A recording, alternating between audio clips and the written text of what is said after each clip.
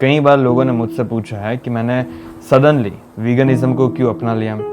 अंडे खाता था मैं, दूध पीता था, नॉनवेज भी खाता था, उन सारी चीज़ों को बंद करने की ज़रूरत क्या पड़ गई। इवन मैं तो बॉडी बिल्डिंग के फील्ड में हूँ, इसमें तो ऑलमोस्ट सभी लोग चिकन जैसी चीज़ों को खाते हैं, तो फिर मैंने खाना बंद क्यों किया। इस स्टोरी शुरू होती है आचार्य प्रशांत एंड अरविंद नाम के एक वीगन एक्टिविस्ट के साथ। उन दोनों के यूट्यूब वीडियोस रैंडमली मेरे यूट्यूब के फीड पर आए थे। मैंने उनको देखा एंड वो लोग ऐसी चीज़ें बोल रहे थे जिनको ओपोज करने के लिए मेरे पास और कोई तर्क नहीं था। एंड ट्रस्ट में मैंने 5-6 दिनों तक अच्छे से उन लोगों के वीडियोस देखे एंड मैं फाइंड भी करने की कोशिश कर रहा था कि किस तरह से मैं अपने अंडे को बचा सकूं, मैं अपने दूध को बचा सकूं, ताकि मैं उन सभी चीज़ों को मेरे डाइट में रख सकूं। अब वो दोनों ऐसा बोल रहे थे कि जो चीज़ मैं कर रहा हूँ वो सही नहीं है, लेकिन फिर भी मुझे करनी थी।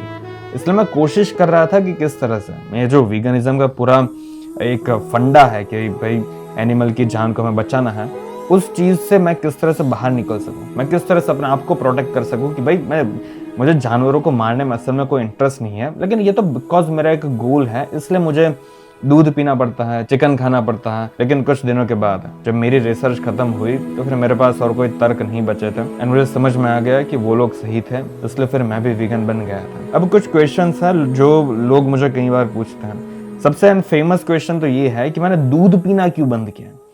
दूध तो गाय हमें देती है, उसको तो हम पी सकते हैं ना। ऐसा तो है नहीं कि हम लोग गाय को मारते हैं। अब मैं आपको किस तरह से दूध निकलता है उसका एक वीडियो दिखाता हूँ स्क्रीन के ऊपर। अच्छे से देखिए, आंखों को खुली रख के देखना। जब किसी लड़की के साथ रेप होता है तब आप अपनी आवाज उठाते हैं? जब आप दूध पीते हैं तब क्या आप अपनी आवाज उठाते हैं? नहीं, तब हम तो अपनी चीज एंजॉय कर रहे होते हैं, अपना पिज्जा एंजॉय कर रहे होते हैं, अपनी चाय की चुस्की लगा रहे होते हैं। इसको कहते हैं रेप रैक। यहाँ पे गायों का, भैंसों का रेप किया जाता है, उनको बांध दिया जाता है टाइटली, या तो यहाँ से ये सारे जो हुक्स हैं उन्हें बांधने के लिए हैं, ये सारे हुक्स बांधने के लिए हैं, और यहाँ पे उनके पीछे हम अपना हाथ घुसाते हैं और फिर एक नीचे इंजेक्शन घुसाते हैं जिसके अंदर होता है एक मेल बुल का सीमन। एंड ट्रस्ट मी, आप जो दूध पीते हो वो ऐसे ही निकलता है। हमें ऐसा लगता है कि गाय दूध देती है, हम बोलते भी ऐसी चीज़ है कि माता ने दूध दिया है, इसको मना नहीं करते, लेकिन कोई माता ने दूध नहीं दिया है, उसको देने में कोई इंटरेस्ट नहीं है। लेकिन ये तो बिकॉज हम लोग उसे इस तरह से रखते हैं, बांध कर रखते हैं, बछड़े को दूर रखते हैं एंड फिर हम गाय के अंदर से दूध निकालते हैं। हर साल एक गाय को प्रेग्नेंट करना पड़ता है जस्ट बिकॉज वो दूध दे सके हमें। अब इसमें कुछ लोगों को ऐसा लगता है कि हम जिस इंसान के पास से दूध ले रहे हैं वो गाय को बहुत अच्छे से रखता है, उसका इस तरह से रेप नहीं होता। आप अगर किसी दुकान में जाकर स्वीट्स लेंगे तो फिर आपके पास किस तरह की गारंटी है कि उस स्वीट के अंदर जो दूध डाला गया है वो दूध भी अच्छी जगह से आ रहा है। ऑलमोस्ट जितनी भी गायों के पास हम लोग दूध लेते हैं वो सभी जगह गाय को इसी तरह से ट्रीट करती हैं। ये बस आप अपने आप को प्रोटेक्ट करने की कोशिश कर रहे हो कि भाई मैं दूध पीता हूँ तो फिर वो दूध अच्छी जगह से आ रहा है एंड मैं कोई गलत काम नहीं कर रहा। अगर आप थोड़ी रिसर्च करोगे, वीडियोस देखोगे यूट्यूब पर, कई लोगों ने यूट्यूब पर डॉक्यूमेंट्रीज भी बनाई है कि किस तरह से गायों के साथ हम लोग बर्ताव करते हैं। उन सारी चीज़ों को देखोगे तो फिर आपको भी समझ में आ जाएगा कि दूध असल में अच्छी जगह से नहीं आ रहा है एंड इसमें भी आपके हाथ लाल हो ही रहे हैं। फिर कुछ लोग बोलते हैं कि भाई इवन वीगन डाइट में भी जो ग्रेन्स आते हैं, जो भी हम लोग भी खाते हैं, उसमें भी रैट्स मरते हैं, इंसेक्ट्स मरते हैं, क्योंकि फार्मिंग ऐसे ही तो नहीं होती, उसमें भी कई सारे चूहे मर जाते हैं। हम लोग किस तरह से एक प्योर वीगन बन सकते हैं जबकि हम लोग भी जानवरों को मार के खा रहे हैं। लेकिन एक वीगन में एंड एक नॉन वेजिटेरियन में डिफरेंस ये है कि वीगन अपनी तरफ से पूरी कोशिश कर रहा है कि भाई जितने हो सके उतना कम जानवर मरे। अब फार्मिंग के सिवाय हमारे पास और कोई फूड ऑप्शंस नहीं है। अगर और कोई फूड ऑप्शन होता जिसके अंदर जानवर बिल्कुल ही ना मरते तो फिर ट्रस्ट मी वीगन्स उसी ऑप्शन को सिलेक्ट करते हैं, लेकिन वैसा कोई अभी हमारे पास चारा नहीं है। इसलिए हमें फार्मिंग करके कुछ चूहों को सैक्रिफाइस करना होगा ताकि हम लोग जिंदा रह सके।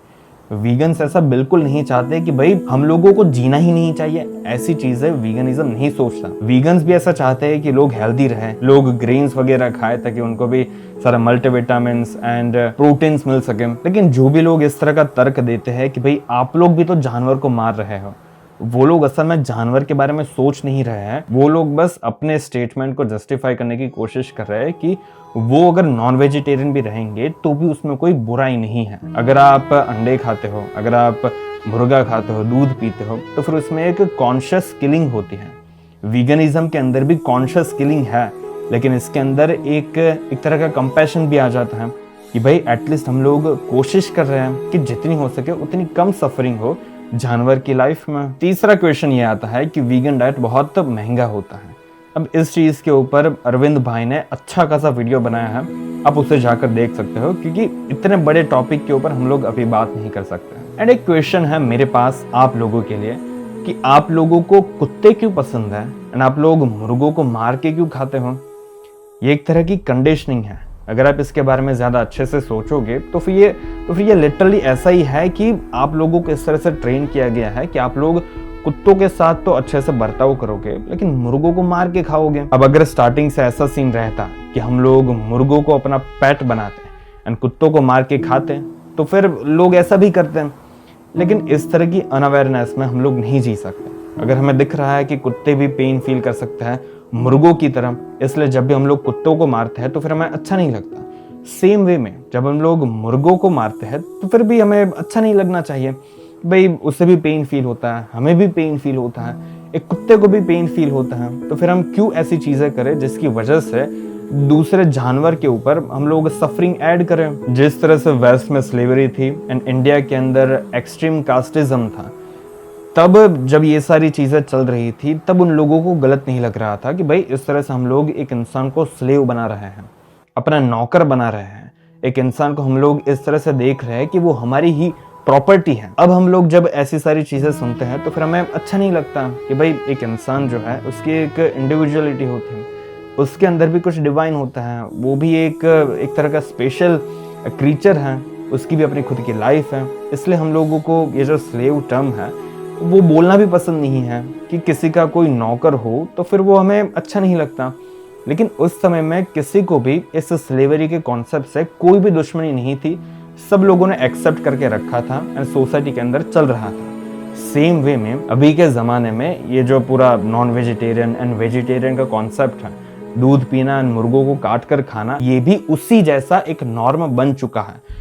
स्लेवरी पहले चल रही थी एंड अभी नॉन वेजिटेरियन एंड दूध निकालना चल रहा है। अभी शायद हमें ये सारी चीज़ें नॉर्म दिख सकती हैं कि भाई सभी लोग कर रहे हैं, मैं भी कर रहा हूँ, क्या दिक्कत है। लेकिन आज से 100-200 साल बाद, 500 साल बाद लोग हमको देखेंगे, लोगों को घिनाएंगे कि भाई इस तरह से मुर्गों को काट कर क्यों खा रहे थे। और भी ऑप्शंस थे, दूसरे सारे ऑप्शंस को सिलेक्ट करने की जगह पर मारना ही क्यों चूज किया हम लोगों ने।